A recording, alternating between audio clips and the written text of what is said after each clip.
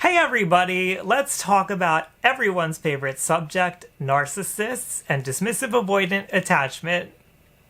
I'm only kidding, of course. I know this is not everyone's favorite subject for a good reason, but also I want to say I am not here to demonize people. I am not about that life, and you're not going to see me bashing on narcissists and bashing on dismissive avoidance in this video. We're just going to talk about it, what it looks like, how they relate to each other, what you might see. So since there is a lot of information out there that's crazy and sensationalized and makes it seem like everybody is an evil demon that's out to kill and destroy you, obviously we live in the real world here, and that's not the way that most people live lives. Let's talk about the dismissive avoidant attachment and narcissism, and I like to start by giving a quick recap so that we're all on the same page. So dismissive avoidant attachment is an attachment style. It's a way that somebody typically bonds with people, especially in intimate relationships, so partnerships, boyfriend, girlfriend, all that jazz. It's something that we kind of pick up when we're an infant before we would even remember it happening through the way that our parents bond with us. And when we come to a dismissive avoidant attachment, that basically means that we don't feel comfortable in these intimate situations, and we become very dismissive of intimate situations and of other people when they talk about things that are emotional, when we show vulnerability, like all that stuff just feels icky and uncomfortable, and we generally don't like it. When we're talking about narcissism and narcissists, I just feel like we have to say that narcissism is its own thing. Narcissistic personality disorder is another thing. There's a spectrum in between. Everybody's a little bit of a narcissist, but generally, when we're talking about narcissistic personality disorder, at least, we're talking about two personality traits. We're talking about attention seeking, which kind of speaks for itself. We're always looking for ourselves to be the center of attention, and we're trying to get people's attention. And grandiosity is really just putting ourselves above other people. Some people would say that you have to be like in these big giant fantasies, but I don't think it needs to be that extreme. I think you just need to think you're a little bit better than everyone else. So the thing that often gets overlooked when it comes to narcissists, which is really a shame because it seems like this is the core problem when it comes to narcissistic personality disorder, is that they have low self-esteem. They don't feel good about themselves. They're probably not going to acknowledge that on the outside, and that's why we don't see it and why maybe we don't talk about it enough. But they're not feeling good about themselves inside. Generally, they're insecure as they're walking throughout the world. It feels like they're inadequate, and that's where some of these behaviors that we see show up. So for example, a narcissist, somebody with narcissistic personality disorder, they may have this low self-esteem. Maybe it's a bad day too. Maybe something happened to them at work or something. They tend to, people who have low self-esteem and who are especially a dismissive avoidant, they tend to not focus on the emotional stuff, and they may dive into work to try to feel good about themselves. And if something happens at work that day, they got made fun of by a coworker or the boss reprimanded them for something, whatever it is, that hurts, that sucks, because they already have a low self-esteem and now somebody's making them feel even less. So they may go home to their partner and be in this bad mood or whatever, and they feel like they need to overcompensate now. So they're probably telling their partner about what a jerk their boss is, and they start just reprimanding their partner maybe and being like, why do I even have to work this job? If you did the things that you needed to be in a position where I didn't need to do this job, I'm better than this. Why am I the one to, you could just kind of see how it would spiral from there, where I'm the better person here, the boss is the lower person, the coworker's the lower person, you're the lower person. So the grandiosity is coming about because of this low self-esteem, and especially in events where somebody puts that low self-esteem and makes it feel even lower, where they feel worse about themselves. Again, they're not acknowledging that. They're not telling you, my boss hurt me today, but that's what's triggering the grandiosity. And you could see, I don't think it's hard for many of us to imagine why it would be hard to be intimate in situations like that. When somebody feels like they're above you, how can you connect and relate on a level where you're together? I mean, a big part of intimacy is showing your vulnerabilities and showing that you do have hard times with things and you struggle and you're maybe saying that you have a low self-esteem and you don't feel good about yourself, and kind of like giving yourself to the other person and trusting them to hear that and witness that and acknowledge that and maybe exchange a little bit of their own vulnerabilities. So if somebody who's a narcissist is putting everybody else down around them, and that includes you as their partner, then there's no intimacy to be had, because that grandiosity is getting in the way of the intimacy. And I could even use this example here of let's say the boss reprimanded them,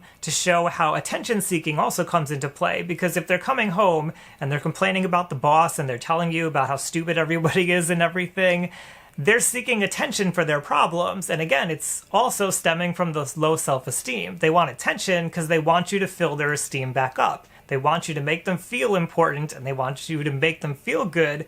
So they're not asking you about how your day was.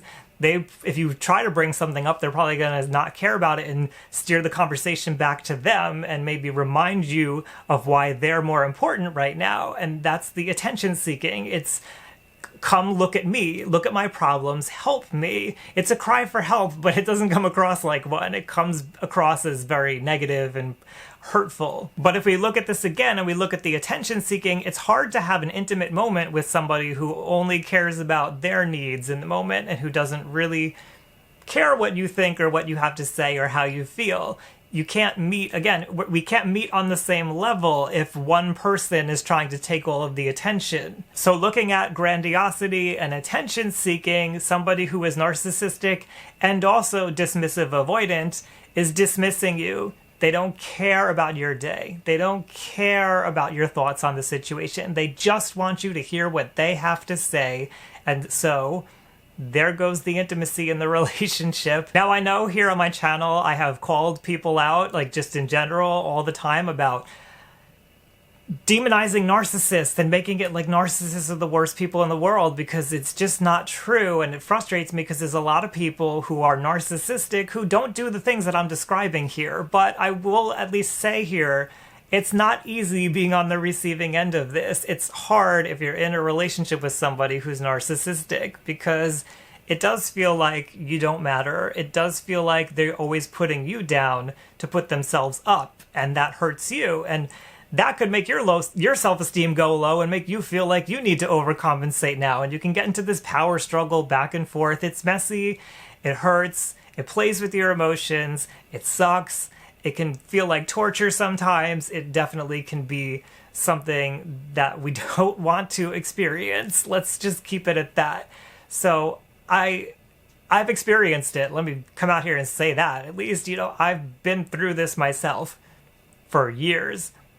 I get it.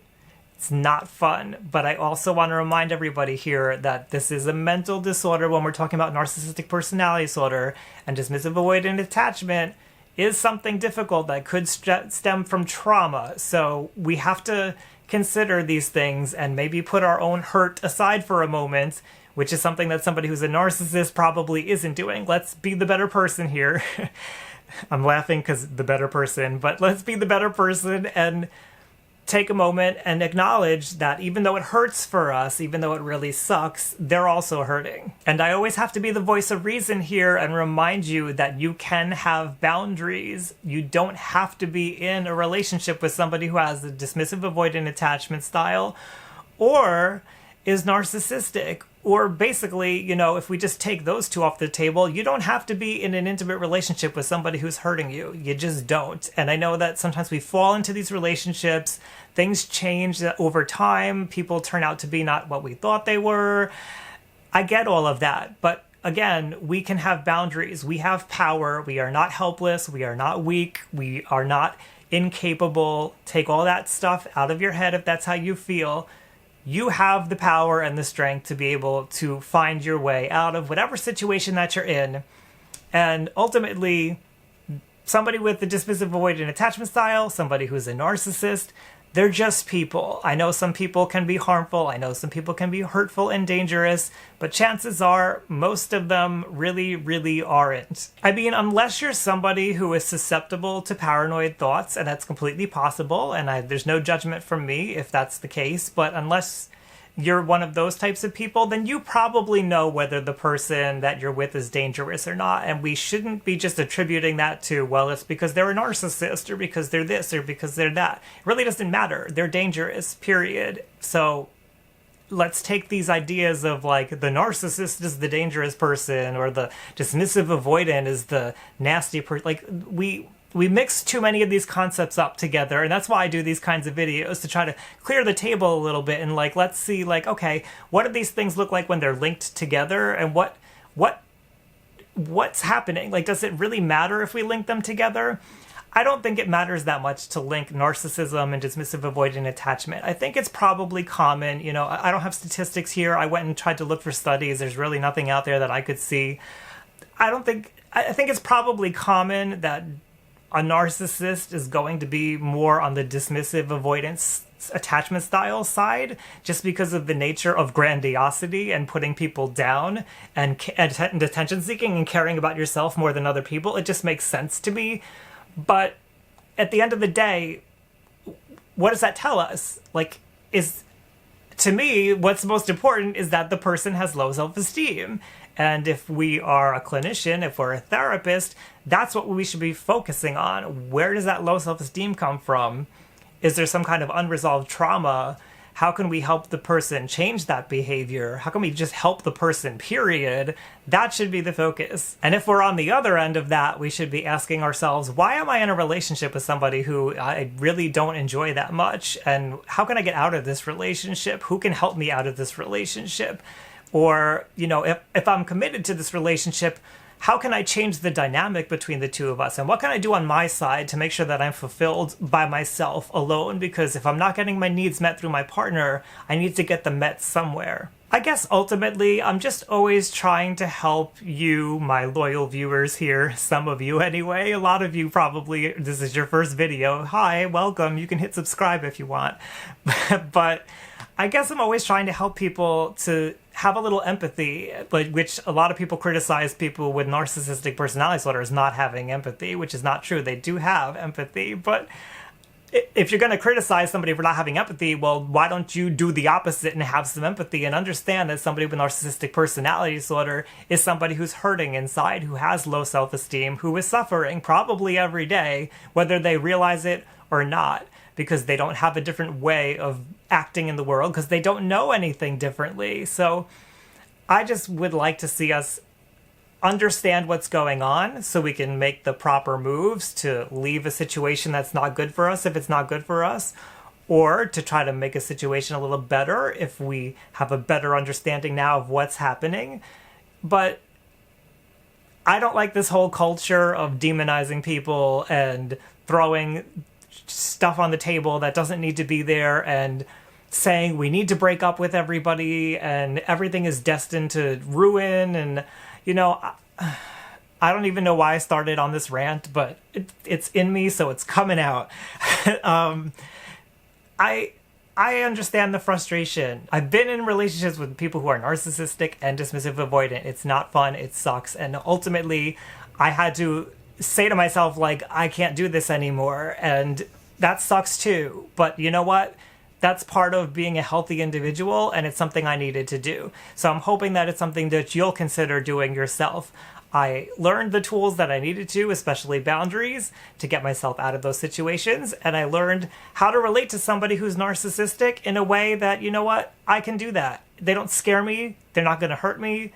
I can put out the boundaries when I need to, and I can help them when I need to in whatever way that I can help them. So that's what I wish for you. And I think maybe the most important thing is knowing the limitations of how much you can help somebody, because ultimately people have to make changes themselves. I've also got to say that not every person with narcissistic personality disorder is going to have a dismissive avoidant attachment. They could certainly have a fearful avoidant attachment, anxious preoccupied.